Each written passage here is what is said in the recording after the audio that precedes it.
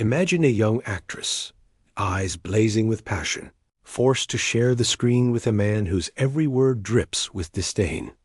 She smiles for the camera, but inside, fury simmers. This wasn't just a bad day on set. It was a clash that scarred her soul forever. And the reason? It's darker than you think. She came into the world on a misty November morning in 1913, high in the hills of colonial India. Born to a British cavalry officer and a mother with roots stretching from Ireland to distant shores, she grew up amid vibrant markets and whispering palms. Travel shaped her early years' languages, customs, stories from far-off lands, soaked into her like rain on parched earth. At 6, her family crossed oceans to England. There, in the quiet halls of a convent school, a spark ignited.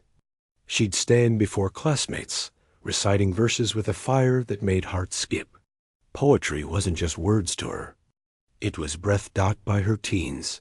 She'd traded playgrounds for spotlights, training at a prestigious London academy where every gesture was sculpted, every emotion mined deep.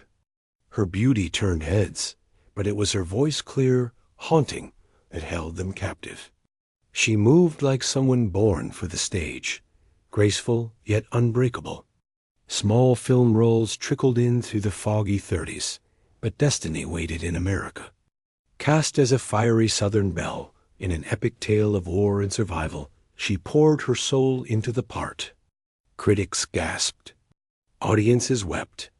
An Oscar gleamed in her hands, and overnight, the world knew her name. Who else could make a spoiled aristocrat feel so fiercely alive? But glory wasn't enough. She craved the raw pulse of theater. Partnered with a brilliant actor, her lover, then husband, they conquered Shakespeare.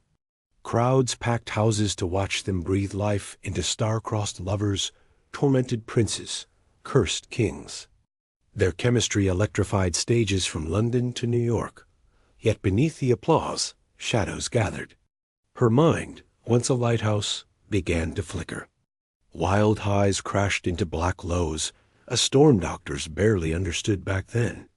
Exhaustion clawed at her, but she fought on, memorizing lines through fever, smiling through pain. If this story touches your heart, please share it. Her first marriage crumbled under ambition's weight.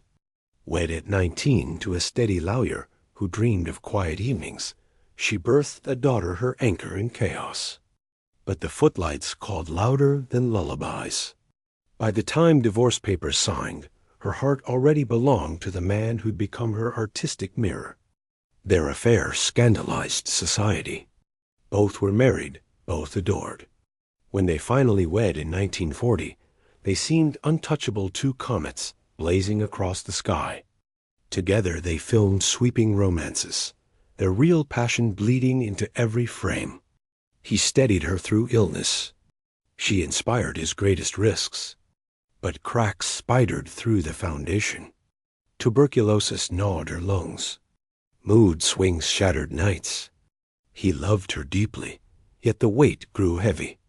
By 1960, the marriage ended not in hate, but in sorrow.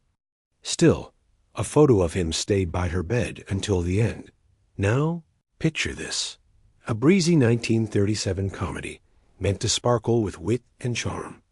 She's the spirited heroine. He's the stuffy official. On paper, magic. On set, war.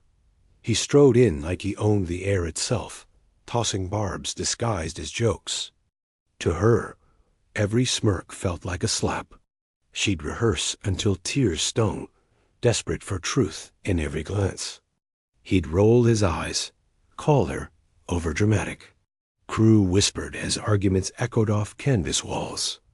Just say the line, he'd snap. Feel it, she'd fire back. Some days, they shot scenes apart just to finish. Off camera, it worsened. He mocked her accent to friends, sneered she was. All face, no depth.